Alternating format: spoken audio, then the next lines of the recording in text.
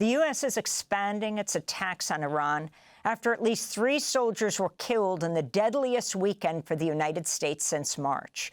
2 U.S. service members were killed in an Iranian attack on a base in Jordan. A 3rd soldier was killed in northern Iraq during a controlled detonation of a downed Iranian drone. The U.S. identified the soldiers killed in Jordan as First Lieutenant Tyler James Feehan, 25 years old, of Hawaii, and Private Isabella Gonzalez, 19 years old, from Texas. A 3rd soldier remains missing in action after the attack in Jordan. The U.S. has now struck Iran for 9 consecutive nights. Iran's retaliated by striking U.S. allies across the Gulf. Earlier today, Iran threatened to not allow a, quote, single drop of oil or gas to transit the Strait of Hormuz if U.S. aggression continues. This comes as Axios reports the U.S. is sending dozens of refueling planes to Israel ahead of expected increased military operations against Iran.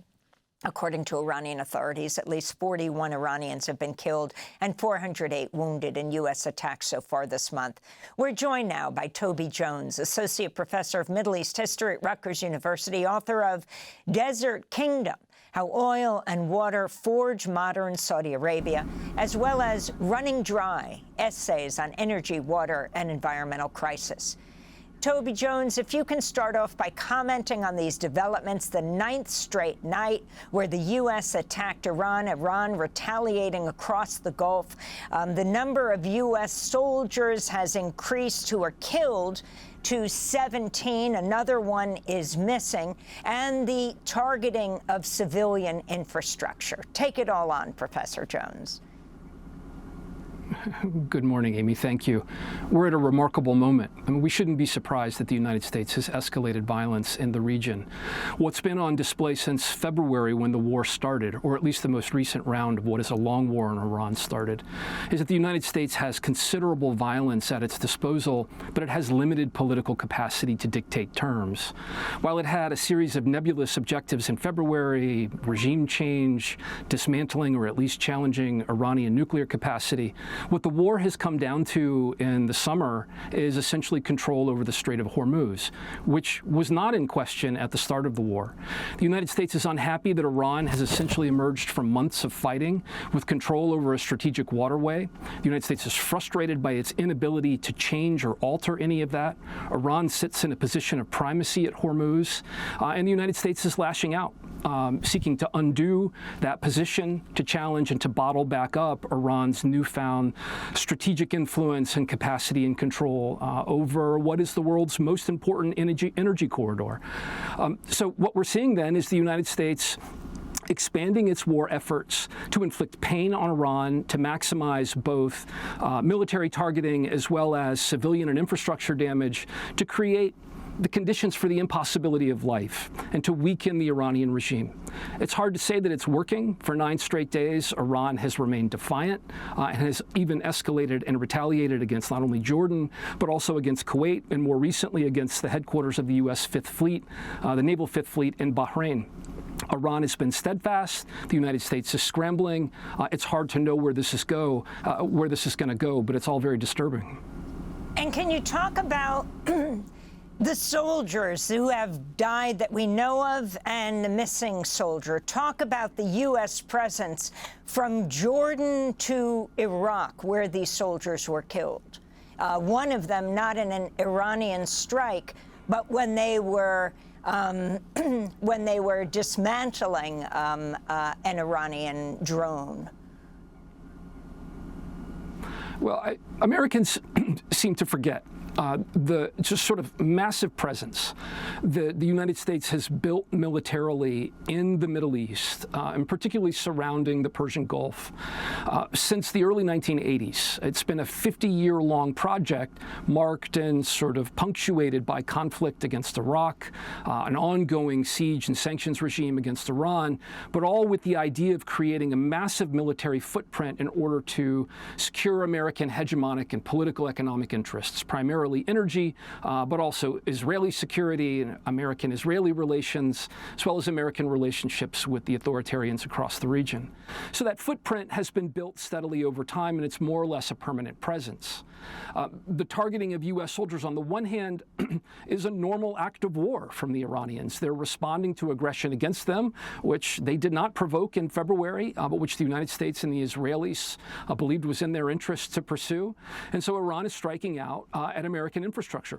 One of the most fascinating aspects of the war over the last several months is how little we actually know about the costs for both American forces and American military materiel and infrastructure in the region. We know that Iran has targeted infrastructure in the Gulf, both civilian and military, has now begun to attack Jordan. What we don't know is we don't know the scale of the physical damage. That's been obscured and hidden from us, from the Department of Defense and the Pentagon. I mean, Hegseth has petulantly avoided confronting or being honest with what the costs are. And the only reason we know about the deaths of these 3 soldiers and the possibility of a 4th is because you can't hide the returning of dead bodies. We don't know how many people have been injured. We don't know the knock-on effects in the region. We know very little. We have very little information. This has remained more or less true, both in terms of what happens on the waters of the Persian Gulf and what happens elsewhere. What Americans have probably not paid sufficient attention to is the massive vulnerability of all of these places and systems. There's a separate question of whether they're actually necessary or not. I don't believe that they are. I think Americans voted in the last election because they're tired of U.S. wars in the Middle East and elsewhere. But the reality is that there is an ongoing physical, significant commitment by the U.S. military to the region. So it's hardly surprising that in the course of war that American soldiers would come under fire and pay a price. Speaking of coming under fire, talk about what's happening to international law right now, Toby Jones. Well, look, international law remains a bedrock of how the global system is supposed to function. It establishes both a set of norms for behavior as well as ostensibly a kind of a system of accountability for people to behave appropriately both in times of war and absent times of war. But what we've seen since at least the early stages of Desert Storm, the lead up to the 1991 war, and everything that's followed, both from the position of American war fighting in the region and, importantly, the way that's linked to how Israel behaves in the West Bank and southern Lebanon, and especially in Gaza, is that international law and international norms, what might be considered war crimes, while they are very obviously being committed through the targeting of infrastructure, the targeting of civilians, ethnic cleansing in the West Bank, genocide in Gaza, ethnic cleansing in Lebanon, the targeting of water desalination, bridges, infrastructure, oil refineries, and all the sort of following environmental and social harm that comes from all of that, lays bare that the system of international law is a system in which there's no accountability for real power in the world. The United States and Israel they enjoy, if not absolute, pretty close to absolute impunity. And in fact, remarkably, the United States has begun talking about dismantling the International Criminal Court, not just ignoring systems of international norms and law, but actually dismantling it so that it can behave the way it wants to in the world. About 25 years ago, when I first moved to the Middle East to study Arabic in Cairo, this was in 2001 and 2002, my wife and our friends and I did a year-long Arabic language program at the American University in Cairo. 9/11 happened while we were there. The U.S. started its war in Afghanistan. Israel staged a siege in Ramallah that spring. American citizens in Cairo were concerned, and I think rightly so, predicted the kind of escalation of American imperial violence that would follow over a generation, both in Afghanistan and Iraq. We circulated a petition gathering signatures amongst other American citizens in Cairo, and it was significant enough that we got an audience with the then American ambassador, I won't name him on air, but a George Bush appointee, with several of us in his office, and he sat us down and he rolled up his sleeves and said, nobody cares about international law.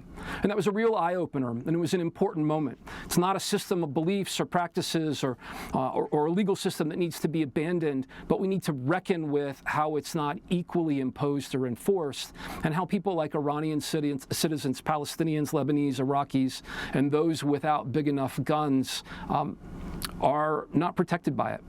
Interestingly, Marco Rubio, the Secretary of State, said the administration will dismantle the ICC brick by brick, if necessary. Meanwhile, the United Nations is calling for Iran and the U.S.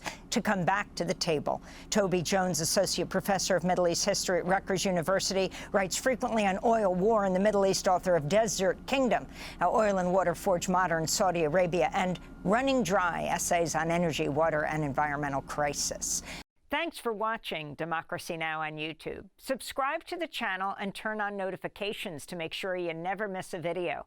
And for more of our audience-supported journalism, go to democracynow.org, where you can download our news app, sign up for our newsletter, subscribe to the daily podcast, and so much more.